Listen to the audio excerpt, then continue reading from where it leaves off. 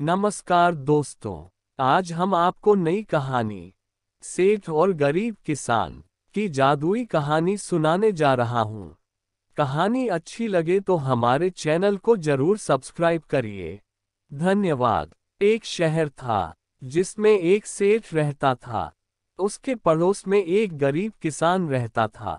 सेठ बहुत धनी था, लेकिन कहते हैं ना, भगवान जिसको जितना देता है उतना ही कंजूस होता है। तो ये सेठ भी बहुत ज्यादा कंजूस था। जबकि वह किसान था तो गरीब मगर दिल का बहुत बड़ा ईमानदार और उदार व्यक्ति था। एक शाम की बात है। कोई मुसाफिर सेठ के दरवाजे पर आया। वह भूखा और खूब थका हुआ लग रहा था। उसे देखते ही सेठ ने गुस्से में कहा, चले जाओ यहाँ से कुछ मिलने की आशा मत रखना। जाओ जल्दी से दफा हो जाओ। न जाने कहां कहां से चले आते हैं। मुसाफिर ने विनती करते हुए कहा, सेठ जी मैं बहुत थका हुआ हूँ, खूब भूखा भी हूँ। सर्दी का दिन है, मुझे आज रात आप अपने यहाँ पर आश्रय दे दीजिए। सुबह होते ही मैं यहाँ से चला जाऊंगा। दया कीजिए, भगवान आपका भला करेगा। सेठ ने उसकी बातें सुनी, पर गुस्से में बिलबिलाते हुए कहा, क्या ये धर्मशाला दिखती है तुम्हें? जाओ यहाँ से चले जाओ, नहीं तो नौकर को बुलाकर तुम्हें बाहर फेंकवा दूंगा।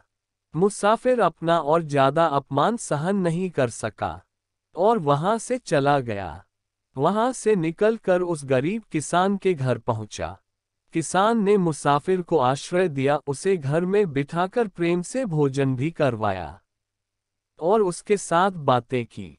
इतना ही नहीं, एक कमरे में खाट पर गोधड़ी बिछा दी। मुसाफिर शांतिपूर्वक सो गया। दूसरे दिन सुबह होते ही मुसाफिर जागा और जाते जाते दिव्य स्वरूप धारण कर उसने किसान से कहा, मैं मुसाफिर बनकर तुम्हारी परीक्षा लेने आया था। मैं तेरी सेवा भक्ति से बहुत प्रसन्न हुआ हूँ। कोई वरदान मांग लो मुझसे, मैं तुम्हारी इच्छा पूरी करूंगा। किसान के आंखों में खुशी के आंसू आ गए। वह भगवान के चरणों में गिरकर कहने लगा, भगवान मेरी कोई इच्छा नहीं है, सेवा भक्ति में मेरी श्रद्धा बनी रहे, बस यही आशीर्वाद चाहिए। भगवान बोले, तथास्तु। ये कहकर भगवान अदृश्य हो गए। तभी एक अद्भुत घटना घटी। किसान के घर के स्थान पर एक सुंदर हवेली बन गई। जहां किसान का पुराना बाड़ा था वह एक सुंदर बगीचा बन गया। जब सेठ ने ये चमत्कार देखा, रातों रात बदलाव देखा, तो उसको बहुत ईर्ष्या हुई। इस परिवर्तन का कारण जानकर सेठ को बहुत पश्चाताप हुआ। वह तुरंत उस मुसाफिर की खोज में निकल पड़ा। शहर के कुछ दूर पहुंचने के बाद सेठ को एक पेड़ के नीचे वह मुसाफिर दिखा। सेठ दौड़कर गया और उस मुसाफिर के चरणों में गिर गया और बोला, हे भगवान, हे देव, मैं आपको पहचान नहीं सका। मेरी भूल क्षमा करें। आप मेरे घर पधारे और मुझे आशीर्वाद दे। भगवान कंजूस सेठ का उद्देश्य समझ गया और वे हंसते हुए बोले, मैं तेरा आमंत्रण स्वीकार नहीं कर सकता, फिर भी मैं तेरी इच्छा अवश्य पूरी करूंगा। मैं तुझे 3 वरदान देता हूँ, तेरी 3 इच्छाएं पूरी होंगी। सेठ तो यही चाहता था।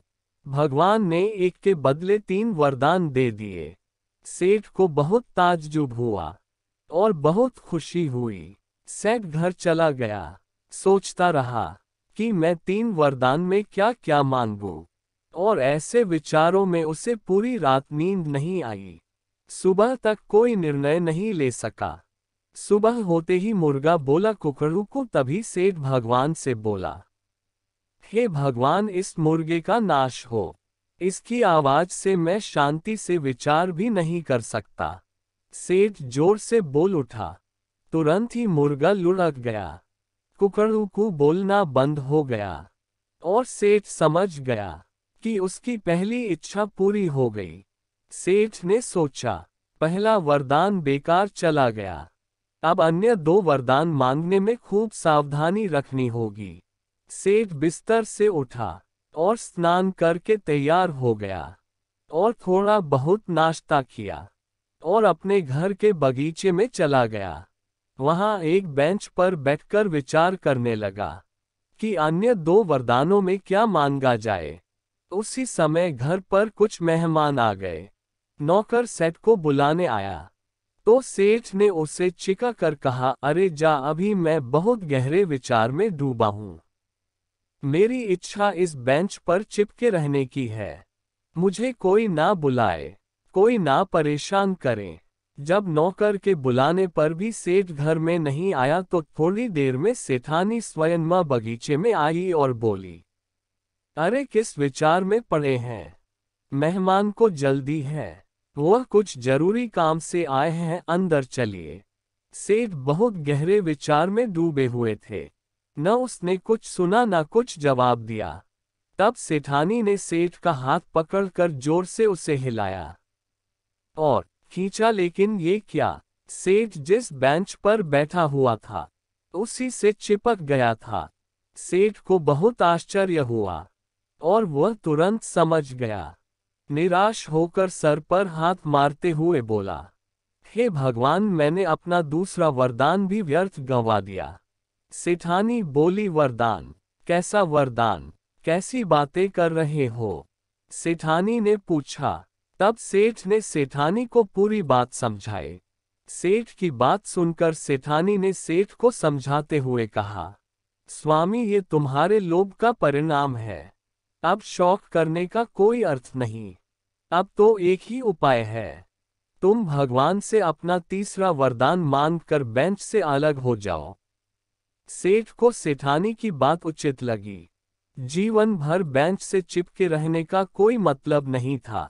तब सेठ जोर से बोला, हे भगवान, आप दयालु हैं, मुझे इस बेंच से मुक्त कर दीजिए। ऐसा ही हुआ। सेठ बेंच से छूट गया और सेठानी के साथ सेठ घर में गया।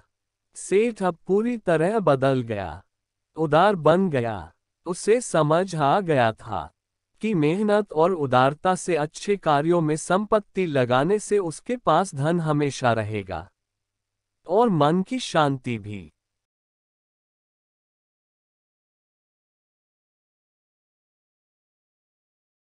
दोस्तों, इस कहानी से हमें यही सीख मिलती है कि ज्यादा लोभ करने से हमें फल नहीं मिलता।